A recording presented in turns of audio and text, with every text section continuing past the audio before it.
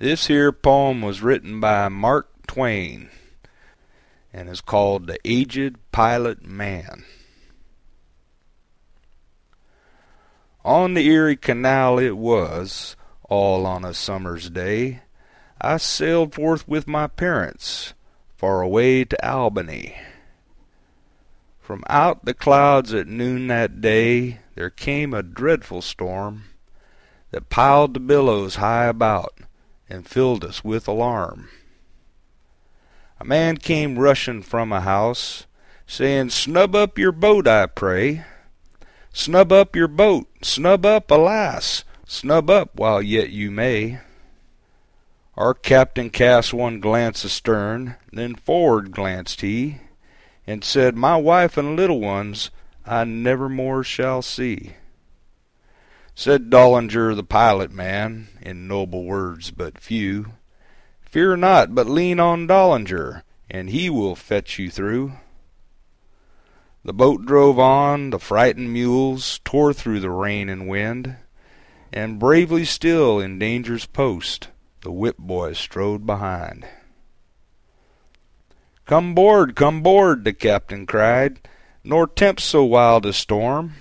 But still the raging mules advanced, and still the boy strode on. Then said the captain to us all, "Alas, 'tis plain to me, the greater danger is not there, but here upon the sea. So let us strive while life remains to save all souls on board, and then if die at last we must, I cannot speak the word." Said Dollinger the pilot man, towering above the crew, "Fear not, but trust in Dollinger, and he will fetch you through." Low bridge, all heads went down, the laboring bark sped on. A mill we passed church, hamlets and fields of corn, and all the world came out to see, and chased along the shore, crying, "Alas, alas, the sheeted rain, the wind, the tempest roar! Alas, the gallant ship and crew, can nothing help them more?" And from our deck sad eyes looked out across the stormy scene, the tossing wake of billows aft, the bending forests of green, the chickens sheltered under carts, in lee of barn the cows, the scurrying swine with straw in mouth, the wild spray from our bows. "She balances, she wavers, now let her go about. If she misses, stays, and broaches to, we're all—" Then with a shout, "Hooray, hooray, avast, belay! Take in more sail, Lord, what a gale! Ho, boy, haul taut on the hind mule's tail! Ho, lighten ship! Ho, man the pump! Ho, hostler, heave the lead! A quarter 3, 'tis shoaling fast! 3 feet large, 3 feet! 3 feet scant!" I cried in fright. "Oh, is there no retreat?" Said Dollinger the pilot man, as on the vessel flew, "Fear not, but trust in Dollinger, and he will fetch you through."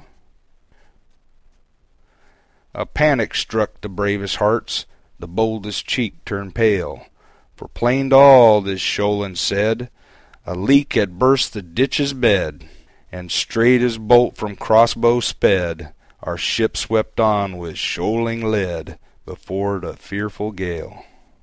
"Sever the tow line, cripple the mules! Too late, there comes a shock! Another length and the fated craft would have swum in the saving lock." Then gathered together the shipwrecked crew, and took one last embrace, while sorrowful tears from despairing eyes ran down each hopeless face. And some did think of their little ones, whom they never more might see, and others of waiting wives at home, and mothers that grieved would be. But of all the children of misery there on that poor sinking frame, but one spake words of hope and faith, and I worshipped as they came. Said Dollinger the pilot man, "O brave heart strong and true, fear not, but trust in Dollinger, for he will fetch you through." Lo, scarce the words have passed his lips, the dauntless prophet saith, when every soul about him seeth a wonder crown his faith. And count ye all, both great and small, as numbered with the dead. For mariner for 40 year on Erie, boy and man, I never yet saw such a storm, or one twith it began. So overboard a keg of nails, and anvils 3 we threw, likewise 4 bales of gunny sacks, 200 pounds of glue, 2 sacks of corn, 4 ditto wheat, a box of books, a cow, a violin, Lord Byron's works, a ripsaw and a sow. A curve, the dangers grow, larboard, starboard, steady, so, hard a port doll, hellum a lee, haw the head mule, the aft one gee, luff, bring her to the wind. For straight a farmer brought a plank, mysteriously inspired, and laying it unto the ship, in silent awe retired. Then every sufferer stood amazed, that pilot man before, a moment stood, then wondering turned, and speechless walked ashore.